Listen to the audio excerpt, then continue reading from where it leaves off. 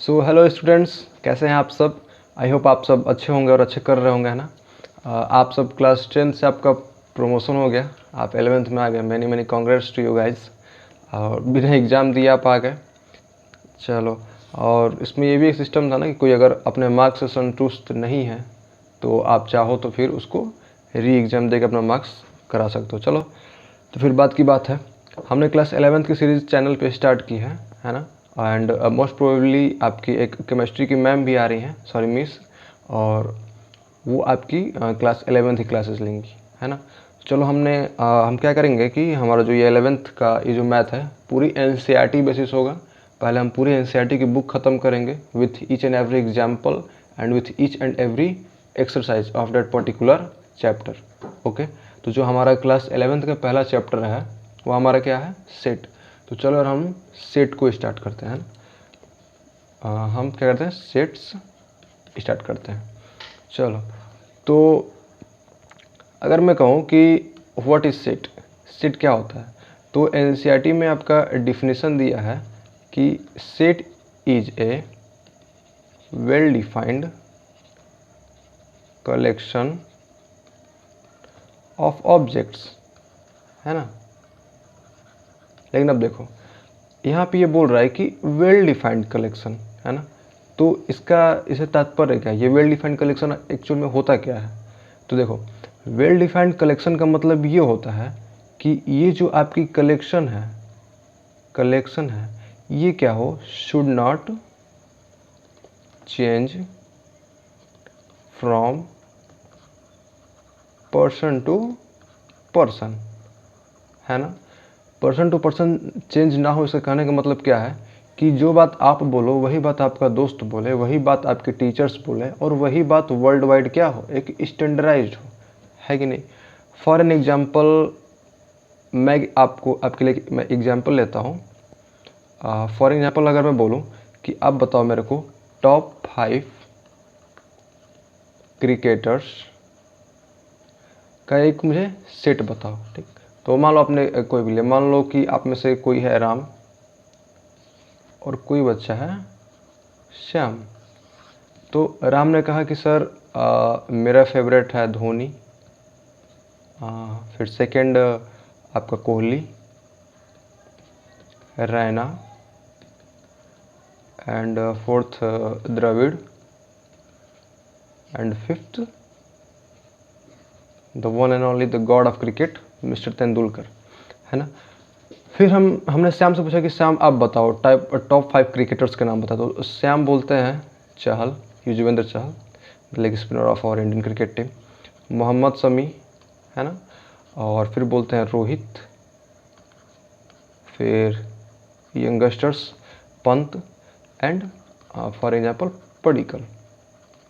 तो ये देखो क्या हो गया, मैंने राम से जब पूछा टॉप 5 क्रिकेटर का लिस्ट तो इन्होंने धोनी, कोहली, रैना, द्रविड़ और तेंदुलकर बताया। लेकिन जब हमने यही सेम चीज़ श्याम से पूछा तो उसने चहल, शमी, रोहित, पंत एंड पडिक्कल बताया। तो यहाँ देख रहे हो एक चीज़, ये पर्सन टू पर्सन चेंज हो रहा है। मतलब अगर आप किसी और से पूछते तो उसके लिए उसके टॉप 5 क्रिकेटर्स क्या होते हैं, कुछ अलग होते हैं। तो इसीलिए हम क्या कर सकते हैं, ये कलेक्शन क्या हो गया, चेंज हो गया पर्सन टू पर्सन। और सेट की डेफिनेशन क्या है कि एक ऐसा वेल डिफाइंड कलेक्शन है ऑब्जेक्ट का जो क्या पर्सन टू पर्सन चेंज नहीं होना चाहिए। इसका मतलब अगर मैं बोलूँ कि टॉप 5 क्रिकेटर्स जो ये सेट है, क्या ये सेट है, बताओ। तो आप बोलोगे no, this is not a set, this is not a set. देखो, इस चैप्टर में पहला बेसिक हम लोग को ये है कि हमें आइडेंटिफाई करनी आनी चाहिए कि सेट एक्चुअल में होता क्या है ना। तो हमने मालूम कर लिया कि सेट नहीं है ये। तो सेट क्या है भाई, चलो। तो मैं पूछता हूँ कि राम, आप मेरे को ये बताओ, एक सेट बताओ, odd naturals number less then let's say 10। Okay, तो मैंने बोला राम से, राम आप बताओ क्या होता है। तो राम बोलता है सर नेचुरल नंबर और ऑड होने चाहिए और 10 से छोटे, मतलब क्या, 1, 3, 5, 7 एंड 9। मैंने बोला श्याम आप बताओ। तो श्याम बोलता है सर ये तो सेम होगा, 1 3 5 7 एंड 9 होगा। तो यहाँ आप देख रहे हो, फिर मैंने बोला मान लो आप किसी और से पूछते हो, आप गीता से पूछते हो, तो गीता भी क्या करेगी, सेम आंसर देगी। कोई राहुल है, वो भी क्या करेगा, सेम आंसर देगा। इसका मतलब क्या हो रहा है, जब आप पर्सन टू पर्सन स्विच कर रहे हो, ये चीज़ें चेंज नहीं हो रही। क्या हो रहा है, ये जो सेट है ये चेंज नहीं हो रहा है। तो हम क्या कर सकते हैं कि mathematically this is a possible set. और ये सेट क्या है, the set of odd natural number less then 10। Okay, यहाँ पे मैं ये भी बोल सकता हूँ कि अगर even natural number less then 10, तो वहाँ सब क्या बताएंगे, 2 4 6 8, है ना। और अगर यहाँ इक्वल टू 10 हो जाएगा तो 10 भी यहाँ आ जाएगा, लेकिन अभी क्या है, लेस देन 10, तो सो 10 इंक्लूडेड नहीं है। इसका मतलब क्या, अगर आप दुनिया में किसी से पूछोगे, आप अमेरिका चले जाओ, आप यूरोप चले जाओ, कहीं चले जाओ, तो वर्ल्ड वाइड चले जाओ, ये क्या पर्सन टू पर्सन इस चीज़ का डेफिनेशन चेंज नहीं होगा। और इस चूँकि इसका definition person to person change नहीं होगा, तो हम लोग क्या कर सकते हैं, ये चीज़ क्या है, सेट है। तो आई होप एकदम जो इसका चैप्टर का बेसिक फंडा था आपको क्लियर हो गया होगा कि सेट क्या है, एक ऐसे well defined collection of object है, और वो कलेक्शन क्या हो, पर्सन टू पर्सन चेंज नहीं होना चाहिए। वो चीज़ क्या हो, पर्सन टू पर्सन चेंज नहीं होना चाहिए। तो आई होप इतनी बात आपको क्लियर हुई होगी। Now moving toward the next. अच्छा चलो, मैं कुछ एक आध एग्जांपल लेकर बताता हूँ, या फिर आओ हम दूसरे टॉपिक पे आते हैं। हमारा अब क्या है कि सर अच्छा हमने सेट तो पढ़ लिया, हमें सेट की डेफिनेशन आ गई, लेकिन क्या मैथ में हमारा इससे काम चलेगा। तो यार सीधा सा आंसर है कि नहीं, काम तो नहीं चलेगा। मैथ में हर एक चीज़ का एक सिंबल बनाया गया है, हर एक चीज़ का एक सिस्टमैटिक चीज़ है ना। तो हमारा पहला क्वेश्चन है कि sir how to represent a set, this is the most basic thing you must know, है ना। तो सेट को रिप्रेजेंट कैसे करते हैं। अच्छा चलो, जो हमने ऊपर एक एग्जांपल लिया था odd natural number less then 10, उसका हम सेट लिखते हैं यहाँ, odd natural number less then 10। तो हम इसे कैसे रिप्रेजेंट करते हैं, कोई भी एक ऐसे, और क्या हो जाएगा, 1 3 5 7 एंड 9, है ना। तो हमने क्या किया, उस सेट को ऐसे रिप्रेजेंट किया। अभी मैं आपको एग्जांपल दे रहा हूँ, है ना। अभी मैं आपको बताऊंगा सेट रिप्रेजेंट करने के दो तरीके हैं हमारे पास। सेकंड है let's say vowels of our English alphabet. तो क्या होगा, ए ई आई ओ यू, समझ रहे हो। तो सेट को हम लोग रिप्रेजेंट कैसे करते हैं, एक करली ब्रेसेस से सेपरेटेड होगा, और बीच में जो इसके एलिमेंट्स होंगे या फिर ऑब्जेक्ट जो भी बोलो, वो क्या होंगे, कॉमा से सेपरेट होंगे। और ये जो होगा सेट को रिप्रेजेंट करने के लिए, ये हमारा क्या होगा, कैपिटल लेटर में होगा। आई होप आपको इतना सा समझ में आया होगा। तो चलो मैं एक्चुअल में बताता हूँ कि सेट को रिप्रेजेंट करने के मैथ्स में दो तरीके हैं। तो मैंने आपको ये पहले ही बता दिया क्योंकि आपको आगे दिक्कत ना हो, थोड़ा सा वो दिमाग में बैकग्राउंड बन जाए। तो देखो चलो, तो सेट को रिप्रेजेंट करने के दो तरीके हैं। पहला हमारा है जिसे हम बोलते हैं सेट बिल्डर फॉर्म। अब सर ये सेट बिल्डर फॉर्म क्या होता है, तो देखो आप एक चीज़ देख रहे हैं कि सेट बिल्डर फॉर्म, इसके नाम से ही मालूम पड़ रहा है, बिल्डर मतलब क्या है, ये एक क्या है, ये सेट की डेफिनीशन है। ये सेट की क्या है, डेफिनीशन है। मतलब ये हमें बताएगी कि आपको सेट कैसा बनाना है ना। फॉर एन एग्जांपल अगर मैं लूँ एक सेट ए, तो मैं इसका सेट बिल्डर फॉर्म लिख रहा हूँ, कैसा लिखा जाता है, x such that x is odd natural number less then 10 या फिर स्मॉलर देन 10। तो हमने क्या किया, उस सेट जो हम बनाने वाले हैं उसका हमने इसका डेफिनेशन लिखा है यहाँ।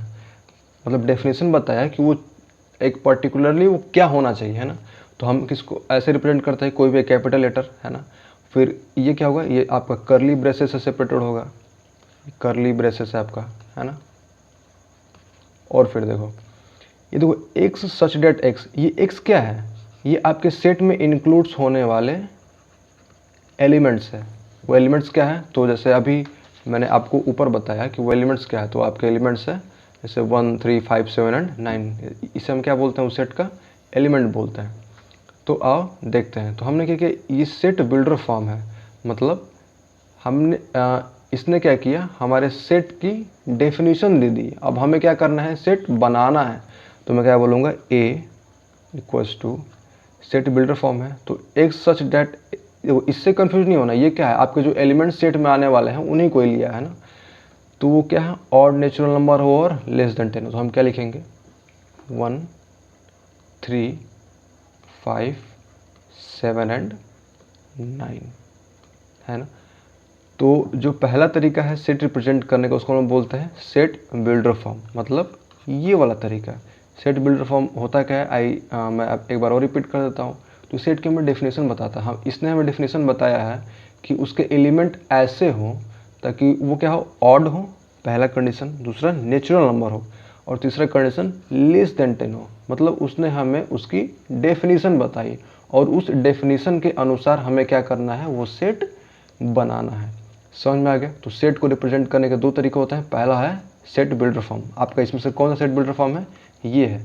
और ये जो है, ये सेट को रिप्रेजेंट करने का दूसरा तरीका है, जिसको हम लोग बोलते हैं टैबुलर, जिसको हम बोलते हैं टैबुलर फॉर्म या फिर रोस्टर फॉर्म। अब देखो ये क्या होता है भाई, टैबुलर फॉर्म या रोस्टर फॉर्म। तो देखो जैसे किसी भी टीम की प्लेयर की लिस्ट रिलीज होती है या कुछ भी, तो वो क्या होता है, एक पर्टिकुलर तरीके से वो क्या होता है, असेंबल होता है एक जगह, है ना। उसको टेबल के फॉर्म में लिखा होता है, या फिर हम बोलते हैं कि वो क्या है, उस टीम के प्लेयर का क्या है, रोस्टर है। मतलब टेबुलर फॉर्म करने का मतलब क्या है कि उसको अच्छे से एक जगह टेबल के फॉर्म में लिखा गया है। तो ये टेबुलर फॉर्म एक एग्जांपल बता दिए सर क्या होता है।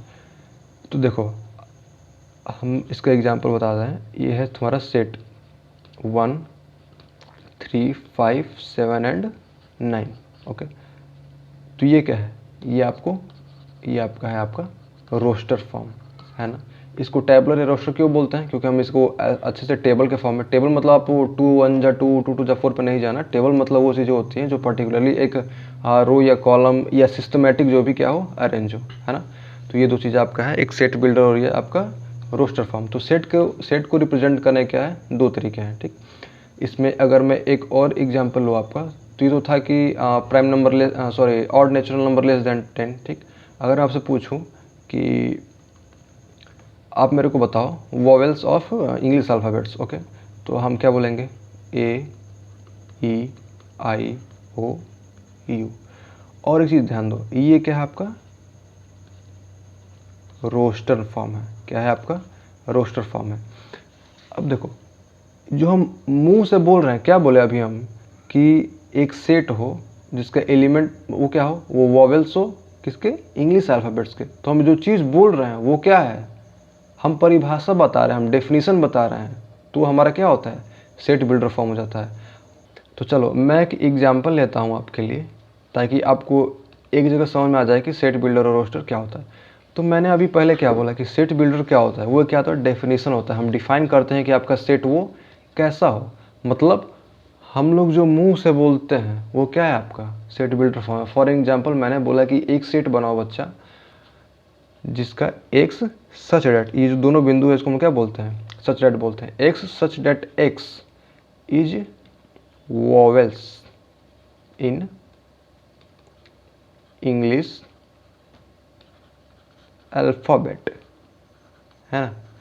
तो हमने क्या किया, उसे उस सेट की डेफिनेशन बताई कि वो कैसा होना चाहिए, उसके एलिमेंट, ये क्या है एलिमेंट, जो क्या होना चाहिए, वॉवेल्स होने चाहिए किसके, इंग्लिश अल्फ़ाबेट को, इंग्लिश अल्फ़ाबेट के। इसका मतलब हमने उसे डेफिनेशन बताया ना।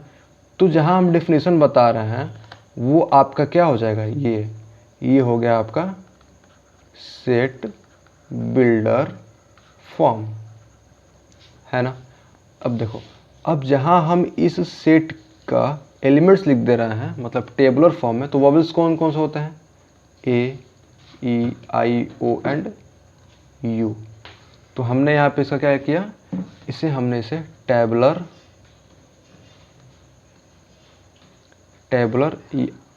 और फिर रोस्टर फॉर्म में हमने इसे यहाँ लिख दिया।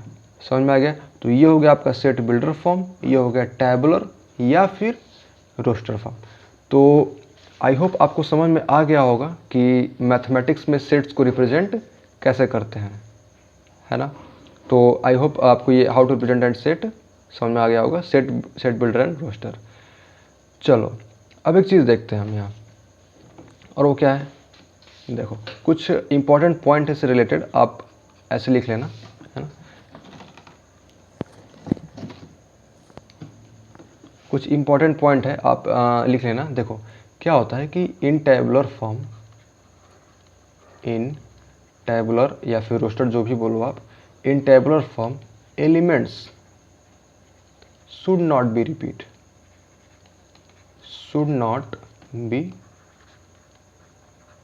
रिपीटेड, मतलब एलिमेंट्स बार बार रिपीटेड नहीं होने चाहिए। जैसे अगर मैं बोलूँ किसी भी सेट का डेफिनेशन बोलूँ कि A x such that x is a letter of word, for example spoon, SPOON, ठीक। तो मैंने क्या किया, सेट का डेफिनेशन बता दिया। हमने डेफिनेशन में क्या बताया कि उसके एलिमेंट क्या होने चाहिए, लेटर होने चाहिए। किस वर्ड के, स्पून वर्ड के क्या होने चाहिए, लेटर होने चाहिए। तो हम बनाते हैं इसे, A equals to, spoon word में कितने लेटर आ रहे हैं, SPOO एंड N, तो हम क्या लिखेंगे यहाँ, SPOON, है ना। लेकिन क्या हो गया, अब बताओ यहाँ क्या हो गया, ये आपका हो गया रॉन्ग। अब ये रॉन्ग क्यों हो गया तो बताता हूँ। मैंने यहाँ क्या बोला कि टेबुलर फॉर्म में लिखते वक्त जो एलिमेंट्स होने चाहिए शुड नॉट बी रिपीटेड, वो रिपीट नहीं होने चाहिए। इसका मतलब ये क्या है, गलत फॉर्म है, और उसका सही फॉर्म क्या है, A equals to SPO and N। ये जो डबल O था इसे हम क्या करेंगे, रिपीट बिल्कुल भी नहीं करेंगे। तो आपका जो सही फॉर्म होगा वो क्या हो गया, ये वाला हो गया। तो आई होप ये पॉइंट आपको क्लियर हुआ होगा कि टेबुलर फॉर्म में एलिमेंट्स क्या होंगे, रिपीट नहीं होंगे, है ना। अच्छा, अगर आपको नहीं ऐसा समझ तो मैं एक और एग्जांपल ले लेता हूँ। मैं लेता हूँ कोई एक सेट B और उसमें मैं बोलता हूँ कि x such that x is a letter of word school. आपके एनसीईआरटी में एग्जांपल दिया है स्कूल, तो आप क्या लिखोगे, B इक्वल्स टू SCHOOL।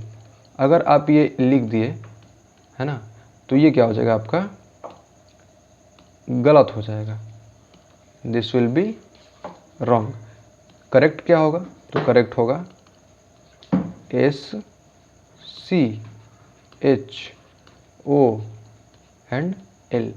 ये आपका क्या हो जाएगा, this will be your right answer. तो मैं समझता हूँ कि आपको ये चीज़ समझ में आ गई होगी कि टेबुलर या फिर जो अभी रोस्टर बोलो, इसमें जो लेटर है, जो सेम लेटर है वो किसी भी वर्ड के या किसी भी एलिमेंट, तो सेम एलिमेंट क्या होंगे, बार बार रिपीट नहीं होंगे। हम उन्हें क्या करेंगे, केवल एक बार ही लिखेंगे। समझ में आ गया। तो मैं समझता हूँ कि आपको सेट रिप्रेजेंट करना और ये सब वगैरह वगैरह जब सारी चीज़ें आ गई होंगी, तो मैं इसका नोट्स डिस्क्रिप्शन में प्रोवाइड कर दूंगा आपको। एक्चुअली वो हैंड रिटन नोट्स है, आपको ज़्यादा हेल्पफुल होगा, क्योंकि मैं अनअकैडमी पे भी पढ़ाता हूँ। तो वहाँ क्या होता है कि मुझे हैंड रिटन नोट्स अपलोड करने पड़ते हैं, तो वही हैंड रिटन नोट्स मेरे हैं, ठीक। तो आपके लिए भी ये हेल्पफुल होगा। तो मैं डिस्क्रिप्शन में उसका PDF पिन कर दूंगा, आप वहाँ से डाउनलोड करके सीधा अपने कॉपी पे पूरे नोट्स लिख सकते हो, है ना। तो चलो इसमें और एक हम कॉन्सेप्ट पढ़ते हैं। हम एक इसमें कॉन्सेप्ट देखते हैं आपको। ये है concept of belongs to, concept of belongs to. अब यार ये बिलोंग्स टू का कॉन्सेप्ट क्या है, तो एक चीज़ मेरे को बताओ यार, अगर मैथ में हम क्या बोलते हैं, कहीं लिखते हैं इक्वल टू, तो ये बताओ हमने क्या किया, इक्वल टू के लिए एक छोटा सा नोटेशन बनाया, क्या, इक्वल टू, पिद्दू सा नोटेशन बना दिया, ठीक। स्मॉलर या फिर ग्रेटर, जो भी जिस तरफ इसका मुंह कर दो, उसके लिए हमने क्या बनाया, ये बनाया या फिर ये बनाया। मैथ में हमने क्या की, चीज़ें आसान की, है कि नहीं। तो वैसे ही एक कॉन्सेप्ट होता है बिलोंग्स टू का, तो इसके लिए भी हम एक पर्टिकुलर सिंबल का यूज करते हैं, है ना। और वो सिंबल क्या है आपका, वो सिंबल है आपका ये, इसे हम क्या बोलते हैं, बिलोंग्स टू। मतलब अगर कहीं लिखना हो आपको बिलोंग्स टू, तो पूरा बिलोंग्स टू ना लिख के आप केवल इस सिंबल का यूज कर सकते हो। फॉर एन एग्जाम्पल मैं बोलता हूँ कि 1 बिलोंग्स टू सेट ए, इसका मतलब क्या होगा, ये जो 1 है सेट ए का क्या होगा, एलिमेंट होगा। 1 क्या होगा, सेट ए का एलिमेंट होगा, ठीक। तो इसको हम लोग ऐसे लिख सकते हैं 1 बिलोंग्स टू ए, मतलब 1 क्या होगा, सेट ए का एलिमेंट्स होगा, ठीक। अब देखो क्या होगा, अब इसी चीज़ का अगर हो जाए कि 1 नॉट बिलोंग्स टू, तो उसके लिए सिंबल क्या होता है हमारा ये, मतलब इस बिलोंग्स को क्या करते हैं, हम एक बार काट देते हैं। तो हमें क्या करना होगा, जब अगर मान लो 3 क्या है, not belongs to set A, मतलब 3 does not belongs to set A, ठीक। तो आई होप आपको बिलोंग्स और बिलोंग्स टू का कॉन्सेप्ट समझ में आया होगा। तो मैं एक सिंपल सा इस पे एग्जांपल लेता हूँ आपके लिए। मैं लेता हूँ कि एक कोई हमने सेट लिख दिया, ऐसे ही कोई भी रैंडम सेट उठा दिया, 1 2 3 5 7 8 10, ठीक। ये हमने एक लिमिटेड सेट ले लिया, ठीक। मैं आपसे बोलूँ, जैसे आपने छोटे में एक सिंबल ऐसे smaller than greater equal to का साइन लगाया, तो मैं अगर आपसे पूछूँ, यहाँ मैं लिख दूँ 1 और यहाँ लिख दूँ मैं ए, ठीक। यहाँ लिख दूँ 2, यहाँ लिख दूँ ये ए, यहाँ लिख दूँ 3, यहाँ ए, है ना। और यहाँ लिख दूँ मैं लेट्स से 4 और ये ए लिख दूँ 7 ए 9 ए। अब मैं आपसे पूछूं कि आप मेरे को इसमें बिलोंग्स और not belongs to, does not belongs to का सिंबल मेरे को लगा के बताओ, तो आप क्या करोगे, चेक करोगे कि क्या ये 1 इस सेट में है, तो चेक करो, हाँ भाई यहाँ है। इसका मतलब क्या है, ये जो 1 एलिमेंट है, एलिमेंट जो है 1 सेट ए को बिलोंग करता है, ठीक। सिमिलरली सेकंड देखो, तो हाँ 2 इसमें इस सेट को बिलोंग करता है, तो हाँ करता है, ये बिलोंग्स टू। क्या 3 बिलोंग्स करता है, तो जी करता है। क्या 4 बिलोंग करता है इस सेट को, नहीं करता है, तो उसके लिए हम लोग क्या करेंगे, 4 डज नॉट बिलोंग्स टू। ये पर्टिकुलर चीज़ जो मैं यहाँ करा रहा हूँ, आपके एनसीईआरटी में क्वेश्चन नंबर हेडिंग में क्वेश्चन नंबर 3 या 4 दिया है, आप वहाँ से प्रैक्टिस कर सकते हो, है ना। क्या 7 इस सेट को बिलोंग करता है, करता है। क्या 9 बिलोंग करता है, नहीं करता है, तो क्या है, डज नॉट बिलोंग्स टू। ये दोनों क्या है, डज नॉट बिलोंग्स टू, और ये और ये क्या है, बिलोंग्स टू। समझ में आ गया बिलोंग्स टू और डज नॉट बिलोंग्स टू का कंसेप्ट। चलो, तो देखो अब मैंने आपके लिए यहाँ कुछ सेट लिखे हैं जो कि पर्टिकुलरली मैथ्स वाला चैप्टर में यूज हो जाता है ना। जैसे मैं यहाँ क्या कर रहा था, मैं रिप्रेजेंट कर रहा था ऐसे यहाँ पे ए, सॉरी कलर चेंज करते हैं यहाँ रिप्रेजेंट करते कैसे, ए से इस पर्टिकुलर सेट को, है ना। तो वैसे ही कुछ सेट होते हैं जो पर्टिकुलरली लोग यूज करते हैं किसी पर्टिकुलर चीज़ के लिए, वो क्या है, देखो अगर मैं कहीं लिख दूँ एन इक्वल्स टू 1 2 3 एंड 4, तो यहाँ आप एन के मतलब क्या समझना, एन क्या है, set of all natural number, है ना। तो आप आई होप मेरे को आपको समझ में आया होगा। फिर जेड से क्या होगा, तो जेड से हम सारे इंटीजर्स को करते हैं। अब जिन लड़कों को इंटीजर नहीं मालूम है वो क्या होता है, वो पॉजिटिव होता है और निगेटिव और जीरो, है ना। तो ये क्या होता है, आपके इंटीजर्स होते हैं। क्यू क्या होता है, तो क्यू अगर कहीं आ जाए तो हम लोग क्या बोलेंगे, वो क्या है, सारे रैशनल नंबर का सेट होता है। अब रैशनल नंबर क्या होता है, तो वो नंबर जो p/q के फॉर्म में हो और q क्या हो, नॉट इक्वल टू 0 हो। मतलब फॉर एग्जांपल 2/5 4/6 कुछ भी, मतलब डिनोमिनेटर में 0 नहीं आना चाहिए, तो अब हमारा क्या होगा, वो रैशनल नंबर नहीं होगा, ठीक। आर से क्या रिप्रेजेंट होगा आपका, set of all real number. Z plus security पे मत चले जाना, जेड प्लस का मतलब होता है पॉजिटिव इंटीजर्स। जेड का मतलब क्या होता है, इंटीजर्स। जेड प्लस का मतलब होता है पॉजिटिव इंटीजर्स, ठीक। क्यू का मतलब क्या होता है, रेशनल नंबर, और क्यू प्लस का मतलब क्या होता है, पॉजिटिव रेशनल नंबर, है ना। आर का मतलब क्या होता है यहाँ, रियल नंबर, और आर प्लस का मतलब होता है the set of positive real numbers. I hope आपको समझ में आ गए इतनी चीज़ें, ये बेसिक था, चूँकि अगर आपको कहीं ये दिखे तो आप डायरेक्ट आप ये चीज़ें समझ जाओ, है ना। अब हम क्या करेंगे, आपके एनसीईआरटी में कुछ 5-6 एग्जाम्पल्स दिए हैं, तो मैं चाहता हूँ कि वो मैं आपको वो करा दूँ, है ना।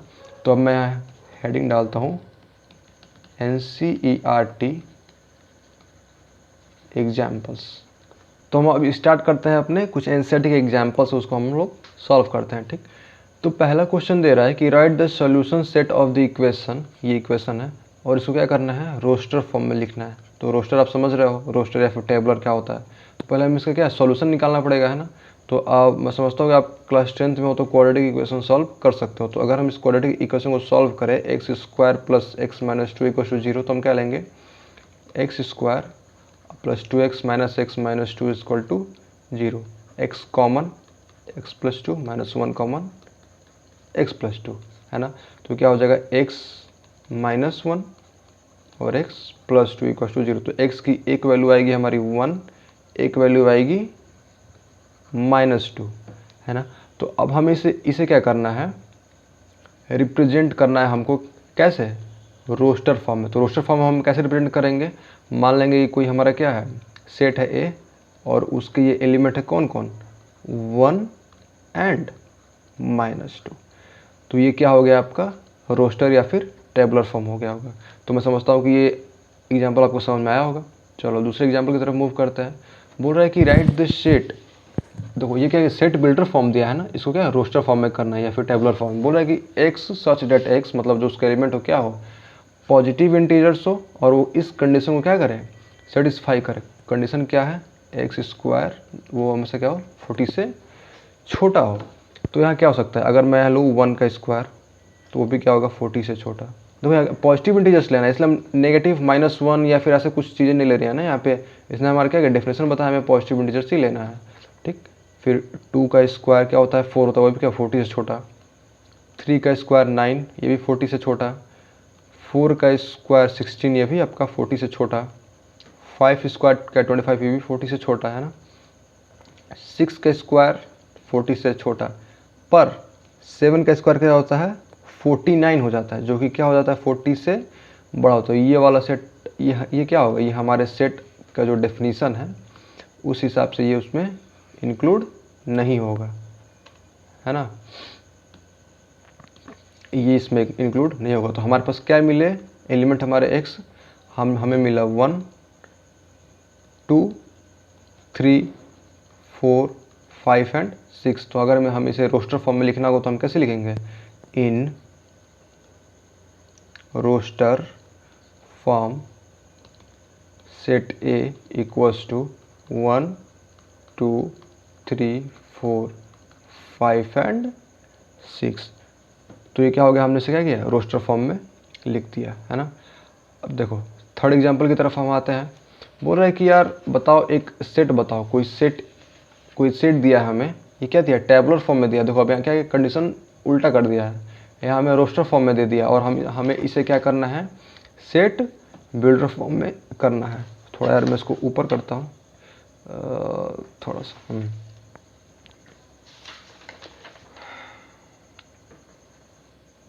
हाँ। तो ये क्या है, इस सेट को हमें क्या करना है, सेट बिल्डर फॉर्म में लिखना है, मतलब हमें इस सेट की डेफिनेशन बनानी है।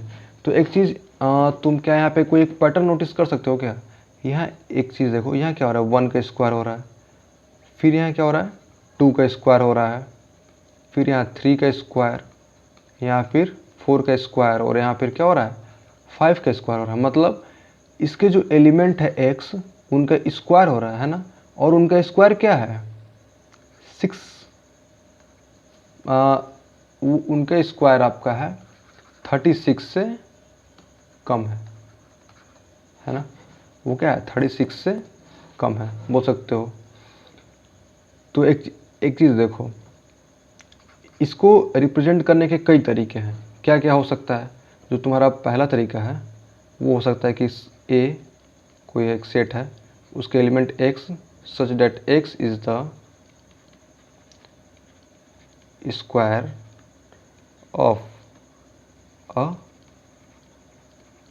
Natural number. हाँ भाई ठीक है, x क्या है, such that x is the square of natural number, लेकिन ये डिफरेंशिएशन पूरा नहीं होगा, है ना। पूरा कब होगा, कोई हमें बताया क्या, a equals to x such that x equals to n square, है ना, where n is a natural number, ये भी हो सकता है।